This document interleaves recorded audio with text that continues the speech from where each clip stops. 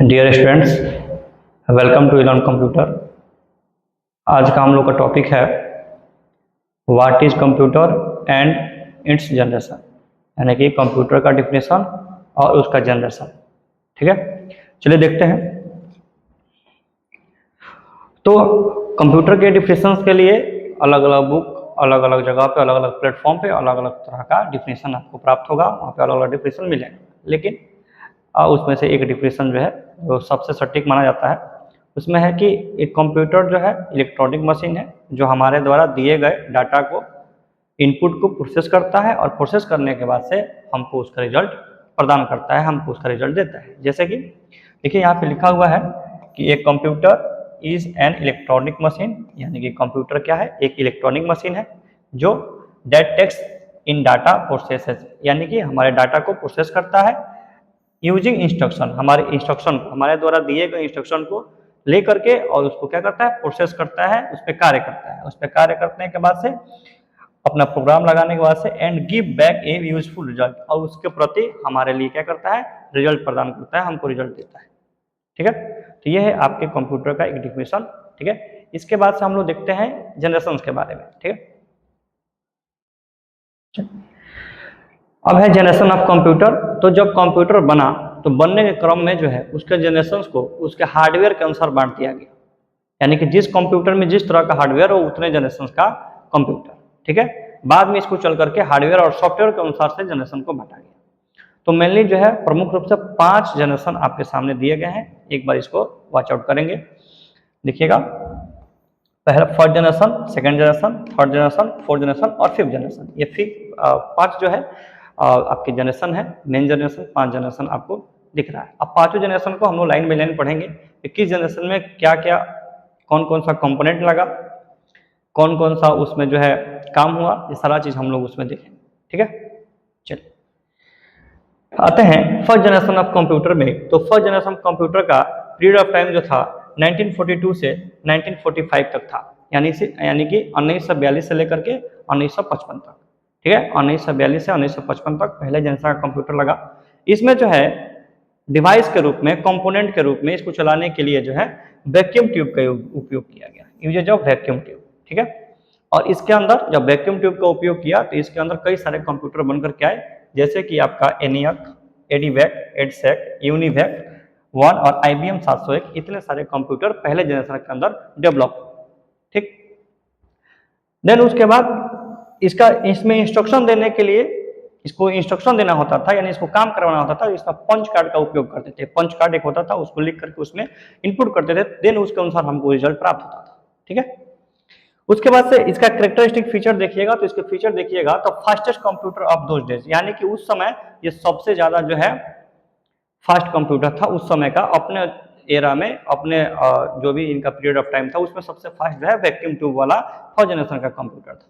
ठीक है, उसके बाद से इसमें देखिएगा इसका साइज बहुत बल्कि था, साइज बड़ा था और ये हिट होता था, ये बहुत अधिक हिट होता था। ठीक है, क्योंकि हजारों की संख्या में इसमें वैक्यूम ट्यूब 10,000 से 20,000 से जो है लगभग इसमें वैक्यूम ट्यूब लगता था, जिसकी वजह से ये हिट होता था। और हिट होता था तो उसके आसपास के सराउंडिंग एरिया में एयर कंडीशन का उपयोग करते थे, ताकि वो जो है हीटिंग वगैरह से आग वगैरह ना लगे और हीट ज्यादा ना हो और सारा चीज ठंडा वगैरह रहे। उसके बाद से देखिएगा, ये देखिए इसका जो मेंटेनेंस था, इसको मेंटेनेंस करना ये बहुत अधिक कॉस्टली था। ठीक है, इसको बार बार मेंटेन करना ये बहुत ही कॉस्टली माना जाता था, क्योंकि इसके अंदर जो आपका वैक्यूम ट्यूब लगा हुआ था वो बार बार खराब होते रहता था। इसके अंदर एक फिलामेंट होता था, फिलामेंट जैसे बल्ब के अंदर फिलामेंट होता है, जो 100 वाट का बल्ब आपके पास आता है उसके अंदर जो फिलामेंट होता है, उसी तरह से इसके अंदर भी फिलामेंट था जो बार बार खराब होता था। ठीक है, तो फिलामेंट के वजह से इसमें जो है लगातार मेंटेनेंस कर सकता थी, जो कि बार बार किसी चीज का मेंटेनेंस करेंगे तो उसमें खर्चा ज्यादा है। ठीक है, चलिए वैक्यूम ट्यूब जो था इसको हिंदी में निर्वात नली कहा जाता है। इसको जॉन एम्ब्रस फ्लेमिंग ने 1904 ईस्वी में निर्माण किया था। ठीक है, जॉन एम्ब्रस फ्लेमिंग ने 1904 में 1904 ईस्वी में इसका आविष्कार किया वैक्यूम ट्यूब का। ठीक, ये था आपका फर्स्ट जनरेशन का कंप्यूटर। और इसमें क्या क्या चीजें आउटपुट निकल के आई कि इसमें जो है वैक्यूम ट्यूब का उपयोग हुआ, वैक्यूम ट्यूब की वजह से इसके अंदर हीट होता था, साइज में बड़ा था, कॉस्टली इसका मेंटेनेंस जो बहुत ही ज्यादा कॉस्टली होता था। ठीक है, और पावर कंजम्पशन भी ज्यादा था। देखिए एक चीज बोल रहे थे, पावर कंजम्पशन भी ज्यादा था, यानी कि इसके अंदर बिजली जो है ज्यादा उपयोग होता था, ज्यादा बिजली लगता था। ठीक है, चलिए मूव करते हैं सेकंड जनरेशन ऑफ कंप्यूटर पे। तो सेकंड ये थोड़ा सा फर्स्ट जनरेशन का कुछ फोटो है, देख लीजिएगा यहाँ पे। ये देखिएगा, ये यहाँ पे जो है ये पंच कार्ड का उपयोग किया जा रहा है। पंच कार्ड से पंच कार्ड यहाँ पे डाल करके फिर इससे आउटपुट लेते थे। और ये देखिए रूम के बराबर होता था ये। कोई आपको इसमें चीज खराब हो गया तो इसके अंदर जा करके घुस करके रूम की तरह घुस करके तब इसकी चीजों को सही करते थे। ठीक है, तो ये कुछ फर्स्ट जनरेशन कंप्यूटर का जो है फोटो दिया गया है। अब आते हैं सेकंड जनरेशन ऑफ कंप्यूटर में। फर्स्ट जनरेशन खत्म होने के बाद जो है 1942 से लेकर 1955 तक फर्स्ट जनरेशन खत्म होता है। उसके बाद से सेकंड जनरेशन स्टार्ट होता है 1945 में और वो चलता है 1964 तक, यानी 1955 से लेकर के 1964 तक दूसरा जनरेशन का कंप्यूटर चलता है। इसके अंदर क्या किया गया, वैक्यूम ट्यूब को हटा दिया गया। वैक्यूम ट्यूब को रिप्लेस कर दिया गया किसके साथ, ट्रांजिस्टर के साथ। देखिए यहाँ पे अब ट्रांजिस्टर लगा दिया गया। 1947 में एक बेल लेबोरेटरी था, ठीक है, वहां पे जॉन बैडेन, विलियम शॉकली और वाल्टर बार्टन ने मिलकर के ट्रांजिस्टर का आविष्कार किया। ठीक है, ये ट्रांजिस्टर दिखने में बाबू इस तरह से दिखता है। आप बहुत जगह चार्जर वगैरह में, फूटे हुए चार्जर में और भी इलेक्ट्रॉनिक गैजेट्स में इसको देखते हैं। बिना कोई भी इलेक्ट्रॉनिक गैजेट में बिना ट्रांजिस्टर का काम तो होता नहीं है। तो ट्रांजिस्टर इसका उपयोग किया गया सेकंड जनरेशन के कंप्यूटर में। ठीक है, इसमें देखिएगा यूजिंग डिवाइस यानी ट्रांजिस्टर, सेकंड जनरेशन में ट्रांजिस्टर उपयोग किया। अभी भी इंस्ट्रक्शन देने के लिए, उसको काम करवाने के लिए हमको किसका उपयोग करना पड़ता था, पंच कार्ड का। फर्स्ट जनरेशन में भी पंच कार्ड और सेकंड जनरेशन में भी पंच कार्ड लगा करके हम उसको इंस्ट्रक्शन देते थे, उससे काम करवाते थे। नेक्स्ट कैरेक्टरिस्टिक फीचर, इसका भी फीचर क्या है, 10 times fastest computer than first generation. अब ये कंप्यूटर से 10 गुना तेज हो गया, यानी कंप्यूटर जिस हिसाब से था उससे 10 गुना ज्यादा तेज हो जाता है। उसके बाद से रिड्यूस साइज, जो पहले बड़ा साइज में आता था साइज क्या हुआ, कम हुआ। देन लेस हीटिंग, अब इसमें क्या पहले ज्यादा जो है पहले ज्यादा हीट होता था फर्स्ट जनरेशन में, सेकंड जनरेशन में हीट क्या हुआ, कम हुआ। जब सेकंड जनरेशन में हीट कम हुआ तो इसमें हीट तो कम हुआ, लेकिन अभी भी उतना ज्यादा हीट कम नहीं हुआ कि बिना एयर कंडीशन के वो जो है एरिया ठंडा रहे, उसके आसपास का जगह ठंडा रहे। तो अभी भी एसी का यूज किया जाता था। उसके बाद लेस पावर कंजम्पशन, यानी पहले से जो है कम जो है इसके अंदर बिजली का कंजम्पशन होने लगा। पहले ज्यादा होता था, अब कम होगा। अभी भी उतना कम नहीं है, ये बहुत कम होने लगा, पहले से कम होने लगा। नो फिलामेंट, अब इसके अंदर क्या था, जो वैक्यूम ट्यूब के अंदर जो फिलामेंट होता था जो बार बार खराब होता था, इसके अंदर कोई भी फिलामेंट नहीं लगाया गया। ये सिंपल एक जो है ट्रांजिस्टर के रूप में था। अब फिलामेंट नहीं है तो इसका मेंटेनेंस जो था वो पहले से कम हुआ। ठीक है, इसका मेंटेनेंस क्या हुआ, पहले से कम हुआ। देखिए इजियर मेंटेनेंस, यानी पहले से इजी हो गया। दूसरे जनरेशन के कंप्यूटर को अब जो है बिजनेस में और इंडस्ट्रीज में इत्यादि में इसका उपयोग किया जाने लगा। बिजनेस वगैरह में थोड़ा सा इसको लेकर के लोग आने लगे। ठीक है, ये था सेकंड जनरेशन। तो सेकंड जनरेशन का ओवरव्यू ये है कि सेकंड जनरेशन में कंपोनेंट लगाया गया ट्रांजिस्टर, और ट्रांजिस्टर जो है आने से उसका मेंटेनेंस लागत कम हुआ, पावर कंजम्पशन कम हुआ, साइज कम हुआ। ये सारा सेकंड जनरेशन के अंतर्गत आता है। ट्रांजिस्टर आपको इस तरीके से दिखेगा। ठीक है, तो ये है आपका सेकंड जनरेशन ऑफ कंप्यूटर। आते हैं उसके बाद थर्ड जनरेशन ऑफ कंप्यूटर में। ठीक है, तो थर्ड जनरेशन ऑफ कंप्यूटर देखिएगा, तो थर्ड जनरेशन कंप्यूटर जो 1955 से स्टार्ट हुआ था, 1964 में सेकंड जनरेशन खत्म होता था। थर्ड जनरेशन फिर वहीं से स्टार्ट होता है 1964 से लेकर के और 1975 तक थर्ड जनरेशन चलता है। ठीक है, अब थर्ड जनरेशन में सबसे बड़ी बात क्या है कि थर्ड जनरेशन में अब जो है ट्रांजिस्टर को भी हटा दिया गया, ट्रांजिस्टर को भी रिप्लेस कर दिया गया। अब क्या किया गया, उसके जगह पे आईसी लगा दिया गया। आईसी मतलब इंटीग्रेटेड सर्किट, और इंटीग्रेटेड सर्किट का आविष्कार जो है J Clerk Kilby and Robert Noyce ने इसका आविष्कार जो है 1958 ईस्वी में जो है आईसी का आविष्कार किया। ठीक, इसमें यूज्ड डिवाइस आईसी, यानी कि थर्ड जनरेशन में आईसी का उपयोग किया गया। इसका फीचर कौन कौन सा है, इसका फीचर है कि faster computer of than previous generation, यानी कि फर्स्ट जनरेशन और सेकंड जनरेशन दोनों से क्या हुआ, ये ज्यादा फास्ट हुआ। दोनों से फास्ट होने के कारण इसका साइज भी क्या हुआ, कम हुआ। लेस हीटिंग, पहले से भी कम, ये भी क्या हुआ, कम हीट करने लगा। लेकिन अभी भी एसी की आवश्यकता, यानी कि एयर कंडीशन की माहौल की आवश्यकता वहां पे थी। उसके बाद से लेस पावर कंजम्पशन, पहले से और दूसरे जनरेशन से भी कम जो है यहाँ पे पावर कंजम्पशन हुआ। उसके बाद इजियर मेंटेनेंस, पहले से कम, जो पहले ज्यादा मेंटेनेंस में लगता था अब और भी कम हो गया। Used in business and industry for E commercial, माने इसका भी उपयोग जो है बिजनेस वगैरह में होने लगा। तो इसका ओवरव्यू निकल के आता है थर्ड जनरेशन का कि इसके अंदर जो है आईसी का उपयोग किया गया, और आईसी के उपयोग होने से और भी साइज कम हुआ, और हीटिंग जो है हीट वगैरह सारा कम हुआ, और साइज भी कम हुआ, मेंटेनेंस भी कम हुआ, सारी चीजें अच्छे से चलने लगी थर्ड जनरेशन के अंदर। थर्ड जनरेशन का पीरियड ऑफ टाइम था 1964 और 90 से लेकर के 1975 तक। और यहाँ पे देख सकते हैं बाबू, ये है आईसी। अलग अलग प्रकार का आईसी होता है, अलग अलग तरीके का आईसी होता है, आकार में भी अलग होता है, देखने में भी अलग होता है। इस तरह से आप देखे होंगे कहीं ना कहीं। आगे आते हैं नेक्स्ट, इसके बाद है आपका अगला फोर्थ जनरेशन ऑफ कंप्यूटर, चौथे जनरेशन का कंप्यूटर। ये जो है सबसे बड़ा रेवोल्यूशन था, ये अच्छा चीज था कंप्यूटर के इतिहास में। तो यहाँ पे देखिएगा, अब 1975 से लेकर के इसका पीरियड ऑफ टाइम 1989 तक, 1975 से 1989 तक फोर्थ जनरेशन का कंप्यूटर जो है चलता है। इसके अंदर यूजर डिवाइस करने वाला जो डिवाइस यूज हुआ वो था आपका माइक्रो प्रोसेसर। माइक्रो प्रोसेसर जो था वो सबसे बड़ा रिवोल्यूशन, जब माइक्रो प्रोसेसर आया तो सबसे बड़ा इसके अंदर रिवोल्यूशन हुआ पीसी का, यानी पर्सनल कंप्यूटर जो है मार्केट में डेवलप हो गया, पर्सनल कंप्यूटर जो है अब आपका आने लगा।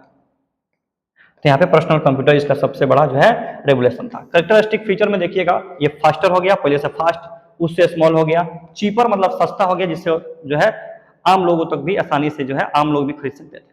यहाँ पे देखिए लेस पीसी हीटिंग, यानी कि अब इसके अंदर जो पीसी होता था वो बहुत कम हीट करता था, और इसके अंदर अब किसी भी तरह के एसी या एयर कंडीशन के माहौल की जरूरत नहीं पड़ती थी। लेस पावर कंजम्पशन यानी कि बिजली जो है बहुत कम हो गया।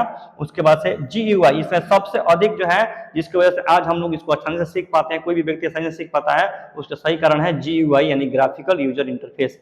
यानी कि कोई भी चीज का फिगर बना करके तब आप उसको यूज करते हैं, जैसे आइकन्स होता है, यूट्यूब का हो गया, व्हाट्सएप का हो गया, आइकन्स वाले सिस्टम जो है अब डेवलप होने लगे फोर्थ जनरेशन के अंदर। ठीक है, अब मल्टी एप्लीकेशन, कई प्रकार के मल्टीमीडिया एप्लीकेशन आ गए। ठीक है, मल्टीमीडिया के कई प्रकार के एप्लीकेशन आ गए। उसके बाद से लार्ज अमाउंट ऑफ स्टोरेज, और इसके अंदर जो है अधिक से अधिक मात्रा में स्टोरेज आ गया, जिसकी वजह से हम इसमें कुछ रख सकते थे।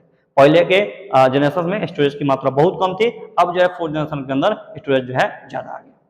ठीक, तो चौथे जनरेशन से ओवरव्यू क्या निकल के आता है कि इसके अंदर जो कंपोनेंट यूज होता वो था माइक्रो प्रोसेसर, और माइक्रो प्रोसेसर आने के कारण बहुत सारी चीजें जो है इसमें बदलाव हुए, जैसे स्मॉल हो गया, चीप हो गया, हीटिंग नहीं हुआ।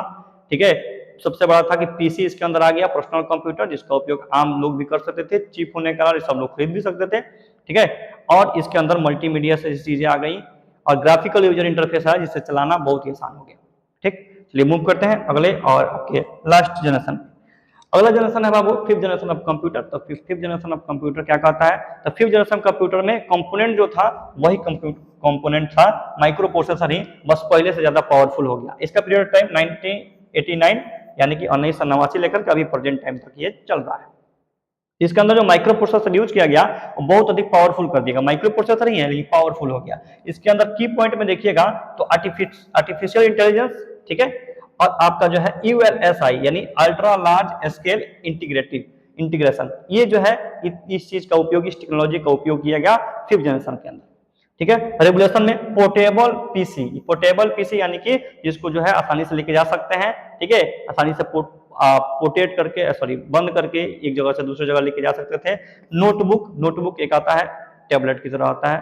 ठीक है, एक होता है नोटबुक आपका जो है लैपटॉप की तरह होता है। ठीक है, तो इन सारी चीजों का उपयोग जो है इसमें जो है इसका रेवोल्यूशन में इसका उपयोग लोग ज्यादा करने लगे। कैरेक्टरिस्टिक फीचर्स में क्या होता है, हाई स्पीड स्टोरेज, अब इसमें जो स्टोरेज मिलता था उसका स्पीड भी ज्यादा था। मल्टीमीडिया एप्लीकेशंस आ गए, इंटरनेट एप्लीकेशन आ गए, इंटरनेट यूज करने वाला कंप्यूटर, इंटरनेट एप्लीकेशन आ गए, और rates and all faster smaller. एक मिनट रुक जाइए, देखिए कंप्यूटर जो था ये मिनिमम रेट्स पे मिलने लगा, यहाँ पे थोड़ा छूट गया है, यहाँ पे कंप्यूटर जो था मिनिमम रेट्स पे मिलने लगा, यानी कि बहुत कम प्राइस में कंप्यूटर अवेलेबल हो गया। फास्ट हो गया, स्मॉल हो गया, बहुत ज्यादा जो है सस्ता हो गया। पीसी के अंदर कोई हीट नहीं हुआ था, अब उसके अंदर कंजम्पशन जो है पावर कंजम्पशन भी कम हो गया। ग्राफिकल यूजर इंटरफेस पहले से था, और एप्लीकेशन मल्टीमीडिया एप्लीकेशन आ गया, लार्ज अमाउंट ऑफ स्टोरेज आ गया, और अलग अलग प्रकार का जो है हम लोग इसके अंदर एप्लीकेशन वगैरह यूज करने लगे। यहाँ पे देख सकते हैं ये फिफ्थ जनरेशन का कंप्यूटर जो है, ऐसे आपसे इससे पूरे परिचित होंगे। इस तरह का कंप्यूटर जो है और मार्केट में आना एकदम स्टार्ट हो गया, देखेंगे। और यहाँ पे कई तरफ का है, जैसे डेस्कटॉप हो गया, लैपटॉप हो गया, क्रोम बुक हो गया, टैबलेट हो गया, नोटबुक हो गया, इस तरह के लैपटॉप वगैरह जो है, इस तरह के कंप्यूटर सिस्टम जो है हमारे मार्केट में उपलब्ध है।